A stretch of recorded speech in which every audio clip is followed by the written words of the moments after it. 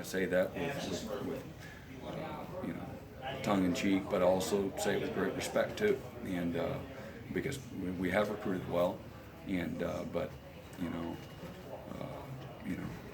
talent without effort and without intelligence and without toughness isn't going to do very good. Do you think there's maybe more of a challenge than what you guys had at this point last year? I do.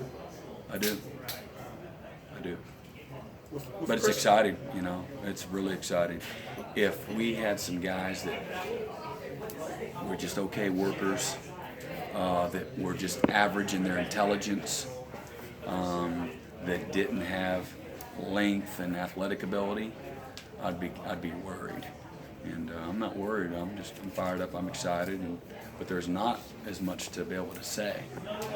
There's just not as much of a resume on a lot of guys that we're going to have to count on. And yeah, we'll all be saying great things after the first day or so. I bet you.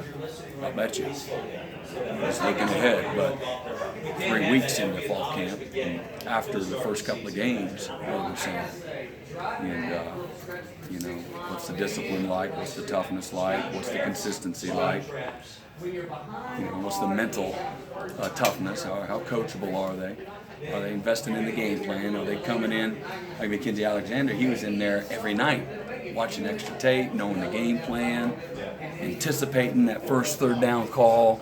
He wanted it. You couldn't give him enough knowledge. And are those other guys going to be willing to do that? I don't know. There's a big question mark there. I know kind of the saying, it's good to play an early opponent that's bigger name, but with Auburn and kind of the challenges with their offense and their scheme and everything, is that tough for such a young defense? Yeah, it's going to be a great challenge. I got a lot of respect for the game of football and how it's played and the preparation that's involved regardless of the opponent, and how quickly you can get exposed and you look terrible if you're not doing the appropriate things, have the right mindset, the right type of preparation, etc., playing with good technique and fundamentals.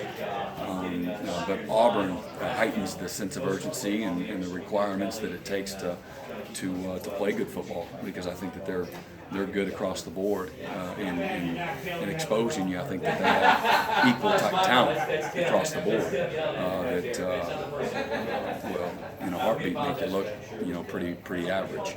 So that Auburn presents a lot of challenges, but we want to worry about us right now, and it doesn't do us any good worrying about them. We got to focus on us, and I think a lot of people will try to take us there, and we have to find that balance. Coach, sorry if I'm making you repeat yourself, but who are some of the younger guys that you expect to be stepping into leadership roles? Maybe a guy like Dorian. Leadership, yeah.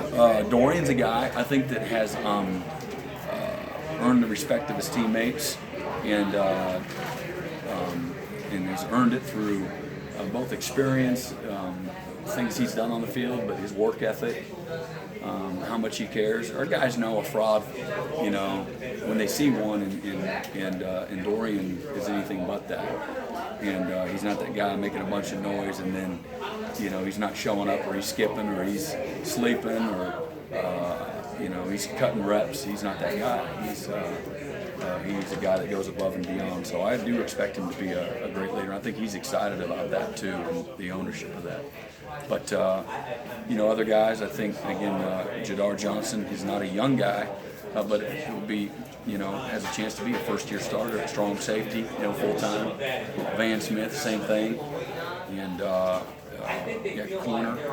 Again, how that all shakes out, whether it's Marcus or Ryan Carter, or it's Mark Fields, or it's Trayvon Mullen, amongst others.